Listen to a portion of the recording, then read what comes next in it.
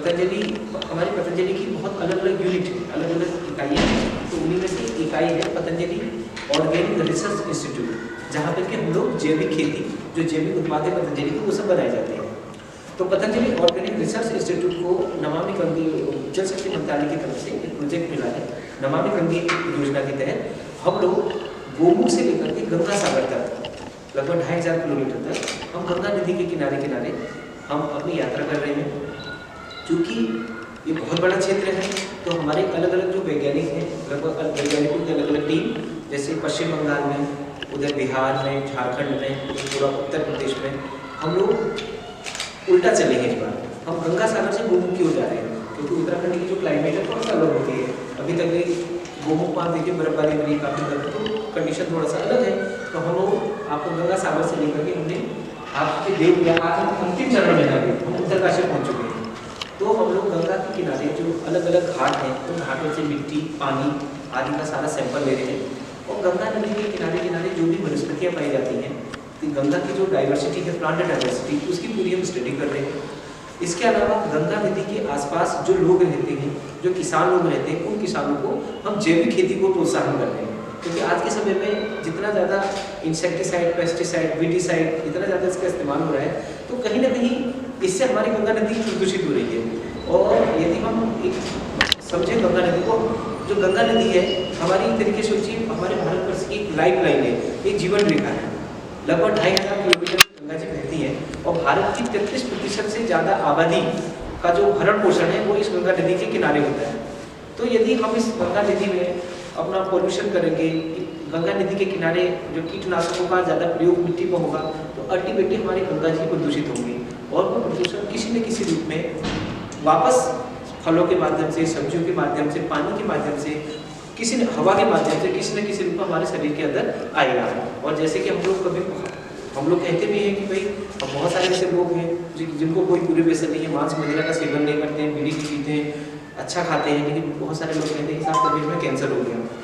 तो ये एक चक्र है, ये भी एक जीवन चक्र है, फसल चक्र है, कीटनाशक का भी एक अपना चक्र, कीटनाशकों का भी अपना चक्र होता है। तो हम किसानों को अलग अलग क्षेत्रों में जाकर के उनको प्रोत्साहित करने कि भैया आप ये जो जहर वाली खेती इसको बंद करिए, आप जैविक खेती करिए। और पूज्य स्वामी जी महाराज और पूज्य आचार्य जी ने एक किट बनाई है, अभी डॉक्टर शर्मा जी उसके बारे में आपको बताएंगे। उसको हम बोलते हैं धरती का डॉक्टर।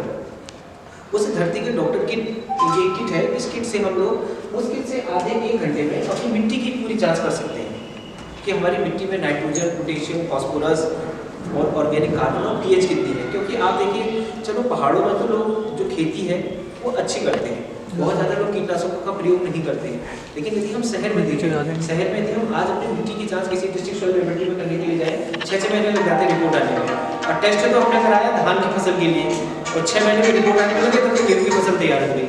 तो इस किट का एक फायदा ये भी है कि इसमें हम जो भी फसल लगाना चाहें, उस फसल के लिए हमें कितनी मात्रा में खाद डालनी है, कौन कौन सी खाद डालनी है, उसका रिकमेंडेशन इस पर मिल जाता है। तो हम लोगों को इसके बारे में प्रोत्साहित भी कर रहे हैं। और सर इसके साथ साथ हम गंगा नदी के किनारे, क्योंकि देखिए जब ये जो गंगा नदी है इतनी ज़्यादा, आप सोचिए इसमें पोषक तत्व हैं इस गंगा जल में, तो सोचिए इस गंगा नदी के किनारे जो भी जड़ी बूटी होती होगी, तो उस जड़ी बूटी में कितने औषधीय गुण होते होंगे। क्योंकि सब लोग जानते हैं कि गंगा नदी का जो पानी है हमेशा साफ रहता है, कभी इसमें कीड़े नहीं पड़ते। क्यों? क्योंकि इसके अंदर एक ऐसा विषाणु पाया जाता है, बैक्टीरियोफेज, जो कि गंगा नदी को कभी, गंगा के जल को कभी खराब नहीं होने देता। तो सोचिए जब गंगा का जल इतना शुद्ध है, इतना पवित्र है, इतना औषधि गुणों से भरपूर है, तो जिन औषधि पौधों की गंगा जल से सिंचाई होती होगी, वो औषधि अपने आप में कितनी औषधि गुणों से भरपूर होंगी। तो हमने अलग अलग क्षेत्रों में जा करके हम ऐसे लोगों से भी मिले जो जड़ी बूटियों से चिकित्सा करते हैं, जो जड़ी बूटियों से चिकित्सा, तो उनसे हम जो जड़ी बूटियों का जो परंपरागत ज्ञान है, जो उनकी ट्रेडिशनल नॉलेज है, उनका भी हम आदान प्रदान करते हैं। तो लोगों को जड़ी बूटियों के बारे में अवेयर करना, गंगा संरक्षण के बारे में अवेयर करना, कीटनाशक और जो हानिकारक केमिकल्स हैं इसकी खेती को रोकना और जैविक खेती को बढ़ावा देना, और इसके अलावा धरती के डॉक्टर के बारे में बताना, और योग और आयुर्वेद के द्वारा हम कैसे अपने जीवन को थोड़ा अच्छा बना सकते हैं।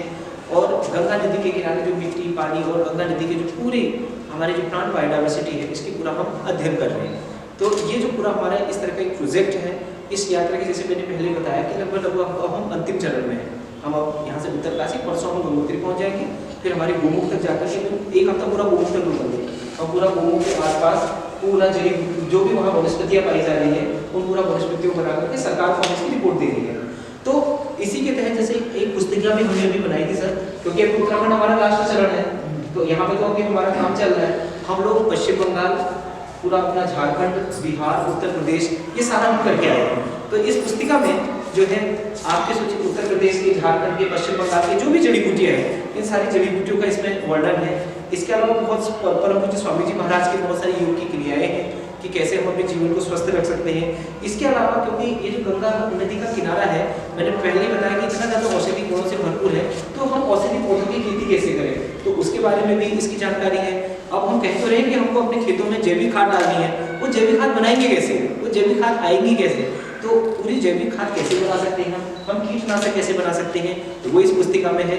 और इसके अलावा जो है और जो कुटीर उद्योग है, जैसे मशरूम पालन है, और इसके अलावा मधुमक्खी पालन है, और भी जो कुटीर उद्योग है जो वो सब इस पुस्तिका में है। तो ये पुस्तिका भी सर हम आपको यहाँ पर देते हुए जा रहे हैं। तो एक बार इसका भी आप यहाँ तो विमोचन करा दें।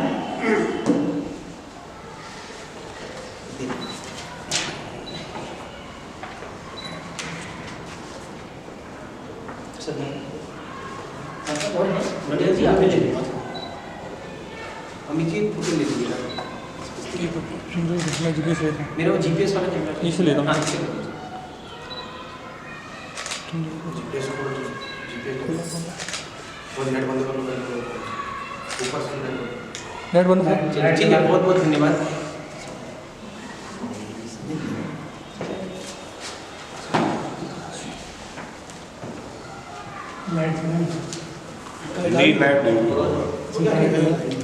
जी इसमें से थोड़ा मना देखिए, सभी लोग आए।